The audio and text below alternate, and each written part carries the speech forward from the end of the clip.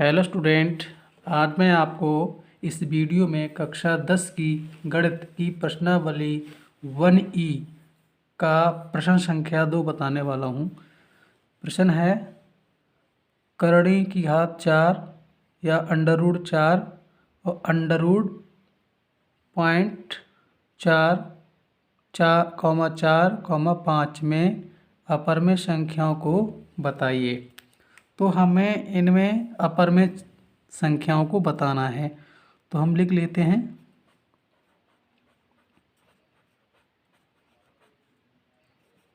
अपरमेय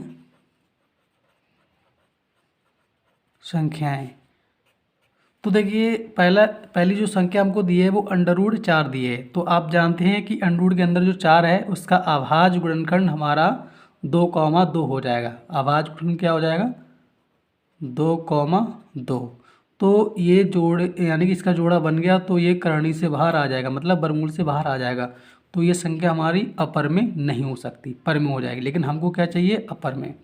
अब अगली हमको संख्या दी है हमारे लिए 0.4 दी है।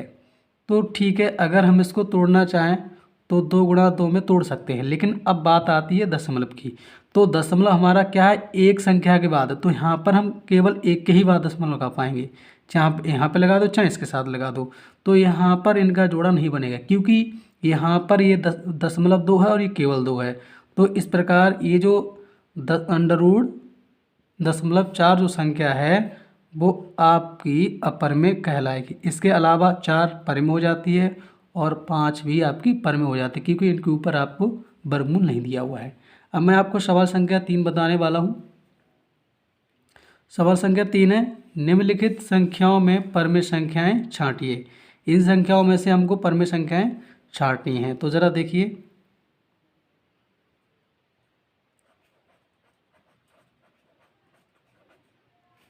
परमेय संख्याएं, ठीक है। तो परमेय संख्या देखिए, यहाँ पर जो पहली संख्या अंडर रूट 3 है वो हमारी परमेय संख्या नहीं होगी। और ये वाली जो आपको 14,03737 ये भी आपकी परमेय संख्या नहीं होगी, क्योंकि आपका दशमलव के बाद 0 आ रहा है और उसके बाद जो रिपीटिंग हो रही है वो 3737 की हो रही है, ठीक है। यानी कि तो ये हमारी परमेय संख्या नहीं होगी, आपकी अपर में होगी। अगर हम इसको हल भी करना चाहेंगे या हल करके निकालना चाहेंगे तब भी हम परमेय संख्या नहीं निकाल पाएंगे। अब मैं आपको बताता हूँ अंडर रूट 1। तो अंडर रूट 1 के ऊपर चाहे घात कितनी भी हो वो आपकी बन ही रहती है। तो इसलिए जो अंडर रूट 1 है वो आपकी पर में हो जाती है। मैं आपको बताना चाहता हूँ, जैसे आपका अंडर रूट 1 है और इसके गुणा में हम 1 और रख दें, ठीक है, तो आपको कोई फ़र्क नहीं पड़ेगा, 1 का 1 ही रहेगा। तो इस प्रकार हम जोड़ा भी बना के कर सकते हैं। चाहे आप ऐसा समझ जाइए कि अगर कोई 1 है, 1 के ऊपर कोई भी घात हो या घात हो या अंडर हो तो वो संख्या हमारी 1 ही रहती है। इस प्रकार ये आपका 1 आपका पर में हो जाता है। अब पाई+4 यानी कि पाई होने की वजह से ये पूरी संख्या आपकी अपर में हो जाती है। तो इस सवाल में आपको केवल अंडर रूट 1 की परमेय संख्या मिल जाती है। अब मैं आपको प्रश्न संख्या 4 बताने वाला हूँ। तो देखिए, सवाल हमको 4 दिया है कि निम्न में परमेय परमेय और अपरमेय संख्याएं छांटिए। तो ठीक है, देखिए यहाँ पर मैं लिख लेता हूँ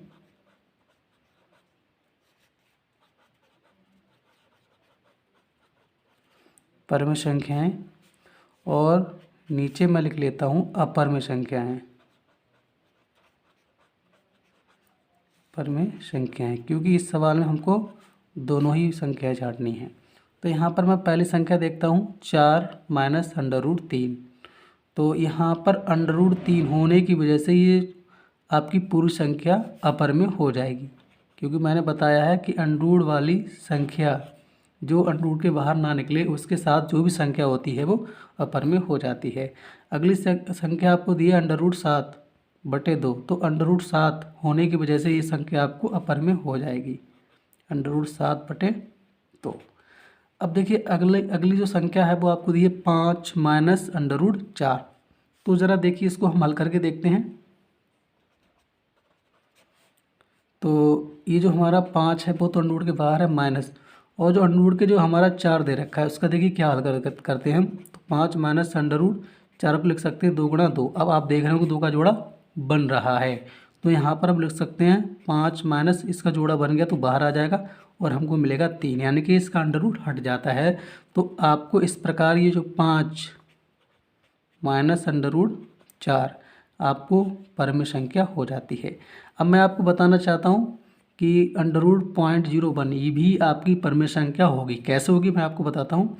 जैसे हमारा अंडर रूट है 0.01, तो ठीक है, देखिए हम इसको लिख सकते हैं, 1 दिया है तो आपको पता है कि अगर 1 गुणा 1 लिखेंगे तो हमको 1 ही मिलेगा। लेकिन अब बात आती दशमलव की, तो यहाँ पर जो दशमलव है बेटा 2 अंकों के बाद लगा हुआ है 1 और 0 के बाद, तो यहाँ पर हम 1 1 के बाद दशमलव लगा सकते हैं, क्योंकि यहाँ पर 1 के बाद और यहाँ के बाद, तो यहाँ पर आपके 2 के बाद दशमलव जब इनकी गुणा करेंगे तो हमारा 2 के दशमलव मिल जाता है। मतलब जब इसका हम हल करेंगे तो आपको 1 0 यानी कि 2 संख्याओं के बाद दशमलव लग जाता है। तो आप देख रहे होंगे इसमें हमारा इसका जोड़ा बन गया।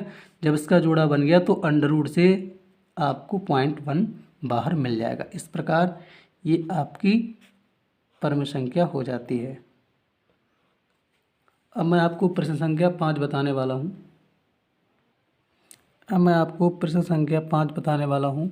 तो प्रश्न संख्या 5 हमको दी है under root 2, under root 3, under root 9, under root 15 में परमेय संख्या ज्ञात करो।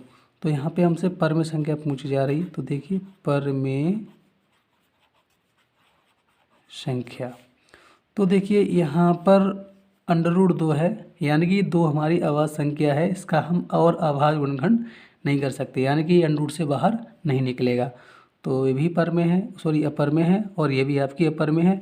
अब मैं बात करता हूँ अंडर रूट 9 की, तो ये हमारी परमेय है। अब क्यों है मैं आपको बताता हूँ। जैसे अगर आपको 9 है तो 9 का जो हमारा अभाज्य गुणनखंड होगा वो हमारा हो जाता है 3 गुणा 3, यानी 3 का जोड़ा बन जाएगा तो हमारे एक बार 3 निकल के आ जाएगा। इस प्रकार ये आपकी परमेय हो जाती है। अब मैं बात करता हूँ अंडर रूट 15 की, तो अंडर रूट जो 15 है उसका हमारा अभाज्यखंड गुणनखंड होगा 3 गुणे 5। तो आप देख रहे होंगे ना इसमें 3 का जोड़ा बन रहा है ना बन रहा है 5 का। इस प्रकार ये इनमें से कोई भी संख्या आपकी बाहर नहीं निकलेगी। तो इस प्रकार अंडर रूट 5 आपकी अपरमेय संख्या हो जाती है। तो इसमें केवल हमारी अंडर रूट 9 ही परमेय संख्या होगी। तो देखिए अब मैं आपको प्रश्न संख्या 9 बताने वाला हूँ। बाकी के जो सवाल हैं आप कर सकते हैं जैसा कि मैंने आपको बता रखे थे। अब सवाल नंबर मैं आपको 9 बता रहा हूँ। कह रहा है कि सिद्ध कीजिए कि 2 + 3 अंडर रूट 2 एक अपरमेय संख्या है। तो आप समझ गए होंगे इस संख्या को देख के कि ये आपकी अपरमेय संख्या है, लेकिन फिर भी हमको ये सिद्ध करनी है। तो देखिए कैसे करते हैं। माना a/b बराबर 2 + अंडर रूट 2 एक परमेय संख्या है। हमने अभी एक परमेय संख्या मान लिया है, परमेय संख्या है। तो देखिए यहाँ पर अब क्या करना हमको कि यहाँ पर बराबर के उस ओर जो केवल अंडर रूट वाली संख्या है उसको ही रोकेंगे, बाकी हम ए बी की ओर ले आएंगे। तो ए बी की ओर सबसे पहले कौन सी संख्या लेके आएंगे 2, यानी कि प्लस माइनस वाली संख्या पहले आती है, उसके बाद भाग और गुणा वाली आती है। तो a/b, तो 2 हम इस पार लेके आएंगे तो हमारा माइनस का, और बराबर बचेगा हमारा 3 अंडर रूट 2। तो जो 3 है वो अंडर रूट 2 के गुणा में माना जाएगा। यहाँ पर इसके बटे में 1 रखे, इनका लास्ट ले लेंगे तो b आएगा, और b से b को भाग देंगे तो 1 बार आएगा, और जब 1 की गुणा करेंगे a की तो हमारा a एकम a आ जाएगा। a से भाग देंगे तो b बार आएगा, और b की 2 की 2b हो जाता है, बराबर आपको 3 अंडर रूट 2। अब हम 3 को भी इधर इस पार ले आते हैं जो b के नीचे गुणा में जाएगा, तो a - 2b और बटे हमारा हो जाता है 3b और बराबर आपका अंडर रूट 2। तो आगे की हम थ्योरी लिख देते हैं। क्या लिखते हैं ज़रा देखिए। तो देखिए मैंने थ्योरी को लिख रखा है। यदि a, b 2 पूर्णांक हैं, इसलिए a - 2b/3b एक परमेय संख्या है, तब अंडर रूट 2 भी एक परमेय संख्या होनी चाहिए। अब क्यों होनी चाहिए वो देख लीजिए भाई। यहाँ पर देखिए ये चीज़ और अंडर रूट 2 के बीच में बराबर का चिन्ह है, तो ये चीज़ और ये चीज़ क्या होनी चाहिए, बराबर होनी चाहिए। इसलिए यहाँ पर जब इसको परमेय संख्या बोला गया है तो इसको भी परमेय संख्या होना चाहिए।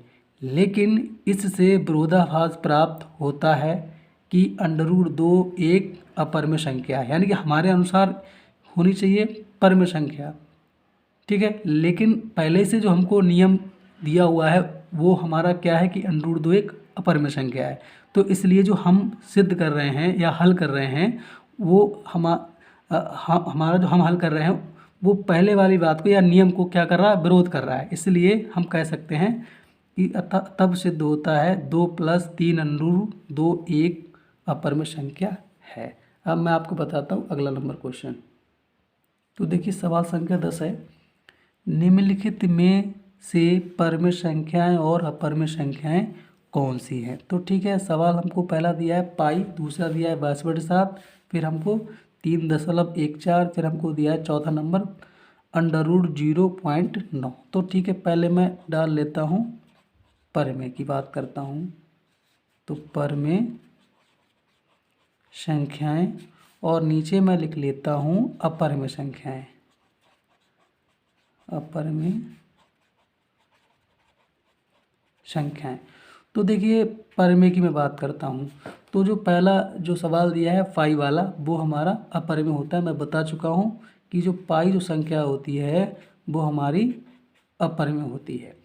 22/7 भले ही ये पाई का मान होता है लेकिन ये हमारा ना तो अंडर में है ना इसका ज़ीरो है, हर ज़ीरो नहीं है, इसलिए परमेय हो जाएगा। अब अगला मैं सवाल की बात करूं तो 3.14 ये हमारा परमेय है। इसको हम साधारण तरीके से P/Q के रूप में लिख सकते हैं। कैसे ज़रा देखिए। तो देखिए हमने दशमलव हटाने के लिए 1 पहले से रख लिया और दशमलव के बाद 2 0 हैं तो हम दो संख्या तो 2 0 रख लेंगे और यहाँ पर हमको प्राप्त होता है 314/100। तो ये P/T का रूप हो गया, चाहे तो हम इनको काट भी सकते हैं, ठीक है। तो ये परमेय हो गया। अगला हमको जो दिया हुआ है 0.9, तो दशमलव से पहले वाला जो 0 होता है इसका कोई महत्व नहीं होता है। अगर इसके आगे कोई संख्या होती तो उसका महत्व होता है।